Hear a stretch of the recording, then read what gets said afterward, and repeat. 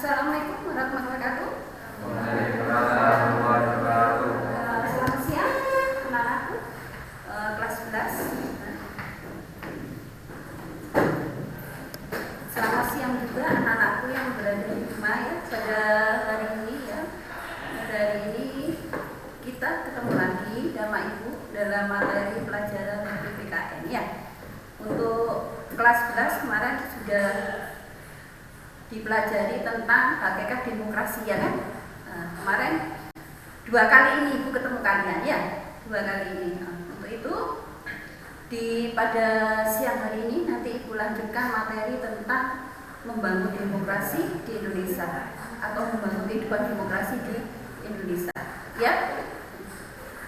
Untuk itu anak-anak sekalian yang Ibu sayangi ya, dalam situasi seperti ini ya, pandemi ya, Ibu salut pada kalian. Kalian masih semangat untuk apa? Untuk bisa hadir dalam kelas pada saat ini ya. Untuk itu anak-anak semua ya, kalian ya sebagai generasi penerus ya, sebagai tonggak bangsa ya, tentunya karena kemarin sudah mempelajari tentang demokrasi ya kan. Untuk mengingat kembali apa arti demokrasi kemarin, ada yang tahu apa arti demokrasi?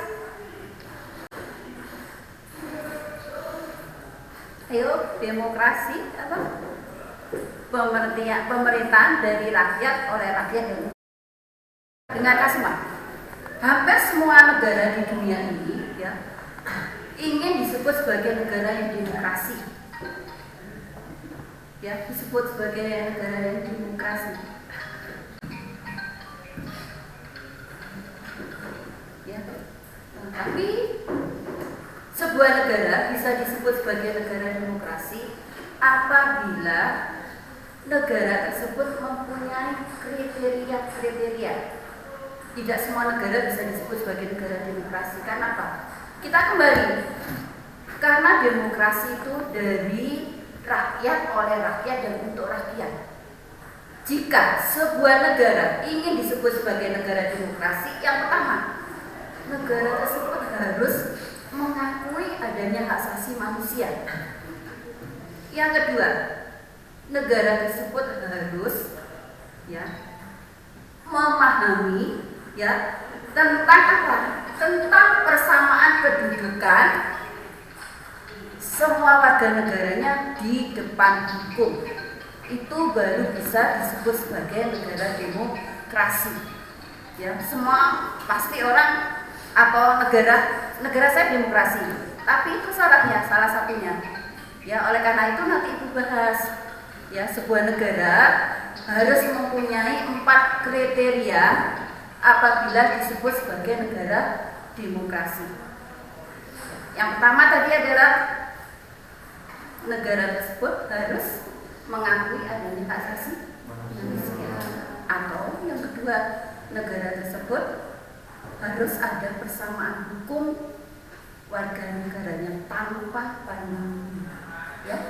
Nah, untuk itu, untuk yang pertama ya, Ibu jelaskan tentang persamaan kedudukan di muka hukum. Apa artinya persamaan kedudukan di muka hukum? Artinya ya, para aparat penegak hukum ini tidak pandang bulu, tidak pilih-pilih terhadap masyarakat ya, jika menangani kasus tentang hukum. Oleh karena itu diharapkan semua masyarakat mempunyai kedudukan yang sama di muka hukum. Oleh karena itu apa? Oleh karena itu seorang aparat penegak hukum harus tegas. Ya, harus tegas dan bijaksana dalam mengatasi kasus hukum sehingga tidak ada pandang pilih. Tidak ada perbedaan ini yang kaya, yang miskin, pejabat atau tidak, semua harus sama di depan hukum. Karena di dalam undang-undang pun sudah diatur semua masyarakat sama di depan hukum. Itu negara bisa disebut sebagai negara demokratis. Kemudian yang kedua, partisipasi dalam apa? Dalam pembuatan keputusan. Ingat, dari rakyat, oleh rakyat, dan untuk rakyat. Oleh itu rakyat diharapkan ikut andil dalam pembuatan kebijakan daripada pemerintah, dan pemerintah harus bisa memberikan waktu atau memberikan kepercayaan ya kepada aspirasi masyarakat. Jika aspirasi masyarakat ini ditampung, maka tindakan pemerintah harus bisa mengeluarkan kebijakan tentang undang-undang. Salah satu contohnya adalah apa? Yaitu kebebasan untuk mengeluarkan pendapat di depan umum. Itu merupakan suatu keputusan, ya, kebijakan di dalam keputusan. Ini adalah salah satu disebut sebagai negara demokratis, ya. Kemudian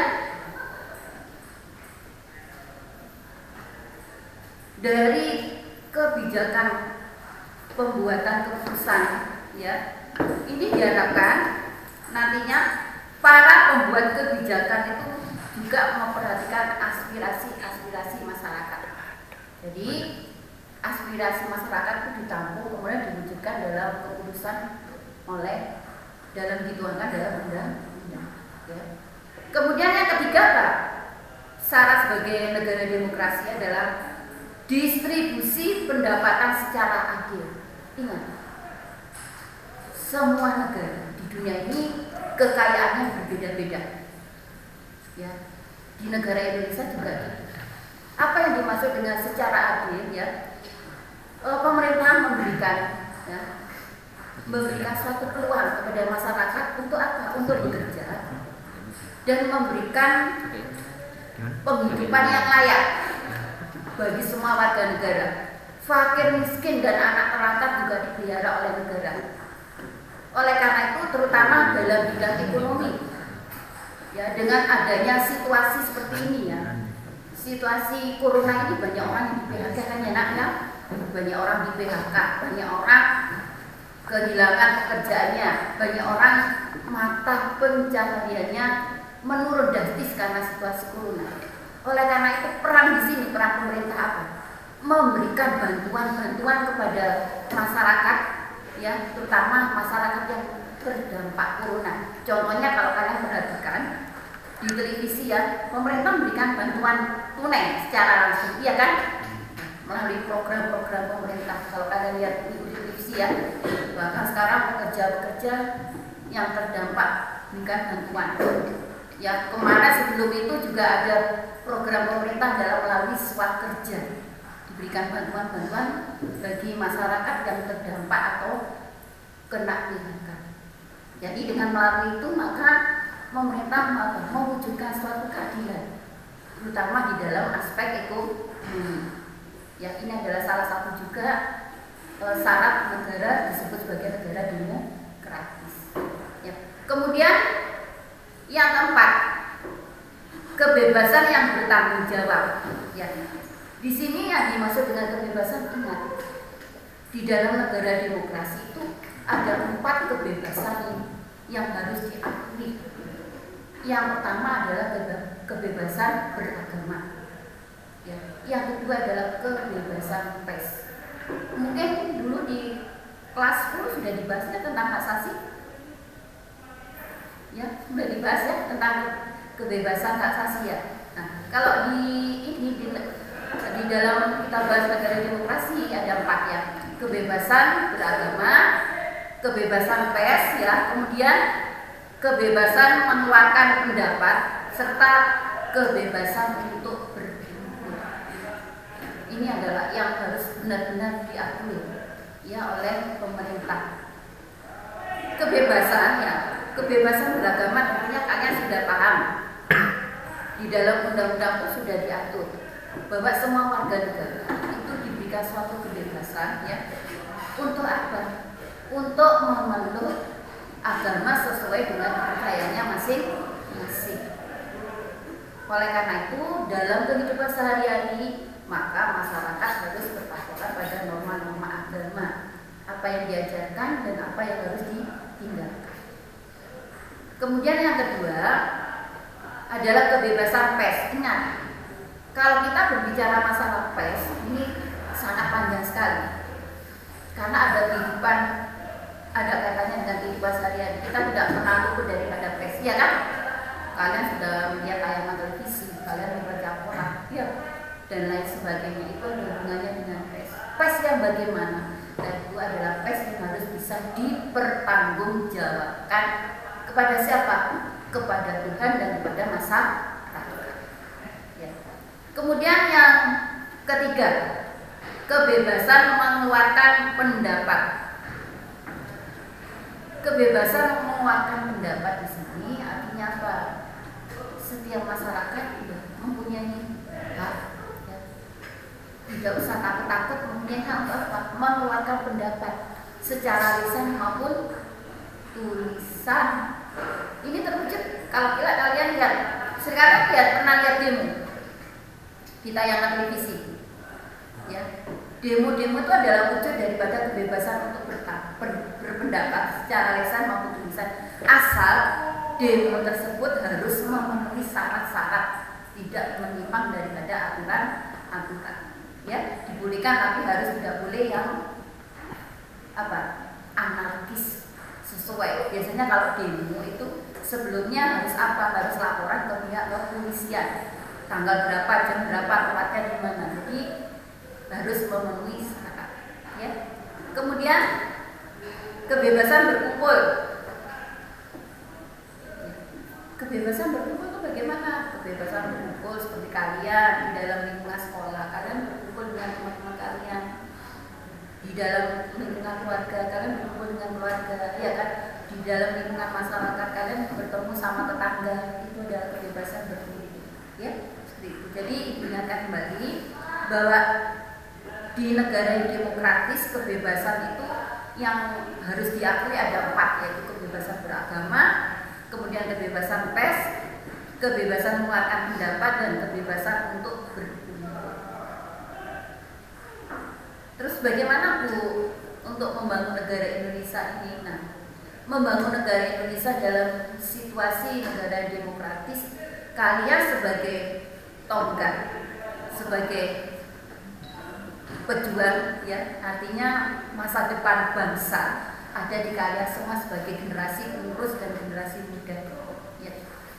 Dalam perwujudannya, dalam kehidupan sehari-hari, tentunya dalam membangun demokratis kita mulai dari lingkungan keluarga, ya, lingkungan keluarga, kemudian lingkungan sekolah, ya, kemudian lingkungan masyarakat dan lingkungan berbangsa dan negara, ya, seperti itu.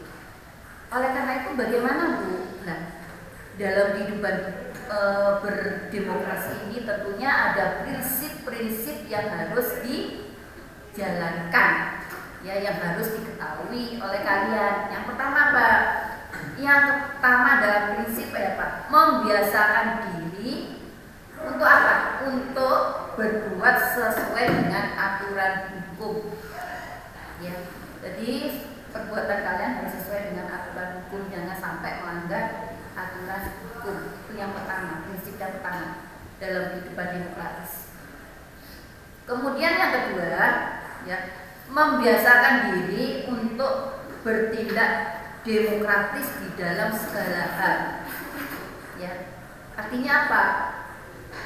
Demokratis ini artinya kalian tidak boleh memaksakan pada orang lain, harus mengutamakan musyawarah untuk mufakat, sebagaimana ciri daripada Pancasila yang keempat, ya. Kemudian yang ketiga, membiasakan diri untuk menyelesaikan persoalan dengan apa? Dengan musyawarah. Musyawarah ini penting. Semua permasalahan, semua perbedaan itu wajar. Di mana-mana pasti ada perbedaan pendapat, tapi musyawarah untuk mencapai mufakat ini yang harus kita utamakan, sehingga nanti perbedaan ini tidak ada, ya, seperti itu. Kemudian yang keempat, membiasakan diri untuk perubahan secara damai dan tidak melalui kekerasan. Gitu. Ya. Jadi kita jangan dibiasakan ya melakukan sesuatu dengan kekerasan, harus kita hindari. Kita biasakan di dalam kehidupan ini kita damai. Semua pasti akan indah pada waktunya kalau kita membiasakan diri dengan damai. Itu ya. Kemudian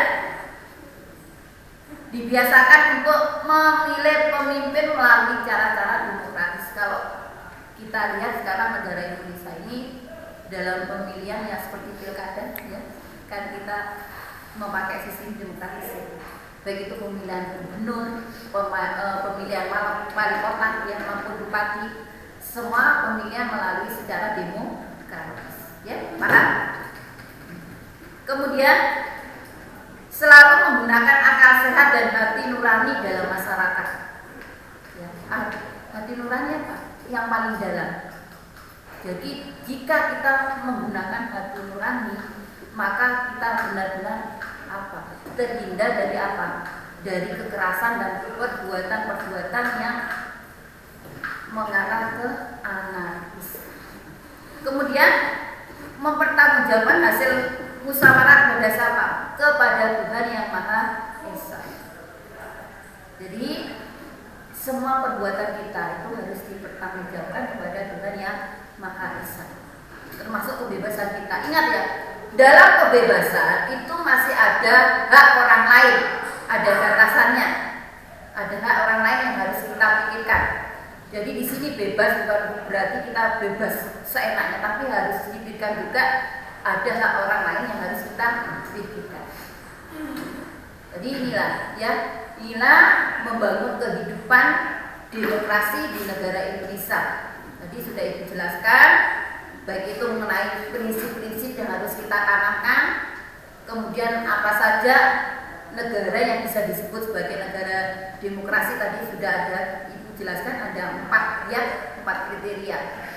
Kemudian nanti anak-anakku semua, baik itu yang di rumah maupun yang di kelas ini ya, nanti tentunya ada tugas-tugas yang nanti kalian selesaikan. Ya, saya kira materi demokrasi ini terakhir ya hari ini ya. Nah, itu masih ada pertanyaan? Masih ada pertanyaan? Nggak ada ya? Nah, nanti kalau di PPT nanti Ibu kirim ya, itu nanti di PPT ada gambar-gambar dalam kehidupan baik itu di keluarga ya, di sekolah, lingkungan masyarakat maupun lingkungan bangsa dan negara. Hari ini yang Ibu tekankan bahwa sebuah negara disebut negara demokrasi harus memenuhi kriteria yang disebutkan tadi. Ya, ada pertanyaan? Nggak ada? Nggak ada? Nah, kalau nggak ada, kasih satu pertanyaan yang bisa menjawab, akan kita kasih hadiah.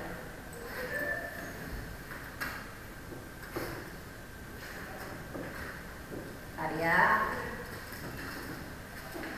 kita kasih hadiah pakai.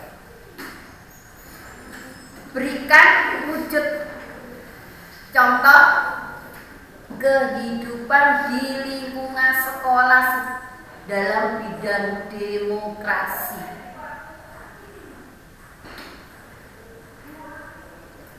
Ini hak kalian, bagi yang duluan angkat tangan yang bisa memberikan contoh kehidupan demokrasi di lingkungan sekolah. Banyak sekali. Ayo, ini hadiah untuk kalian. Ayo, udah. Ayo, contohnya banyak. Di demokrasi di lingkungan sekolah banyak contohnya. Oke, yang bisa langsung angkat tangan. Ini untuk kalian, paketan. Ayo. Ayo katakan, nggak boleh ragu-ragu. Biasakan berani berbicara, berani untuk berpendapat. Ini salah satu contoh. Ayo, sebelah sini. Ini hadiah untuk kalian. Ayo. Ayo, Nadia. Ayo, mudah loh. Contoh demokrasi di lingkungan sekolah kalian dulu, di lingkungan kelas, di lingkungan organisasi. Ayo, apa? Ayo, angkat tangan. Ini bisa. Ayo, banyak apa Tadi sudah disebutkan loh, betul loh. Tadi sudah disebutkan. Tadi sudah disebutkan itu dengar dari sini. Pemilihan keluar masih.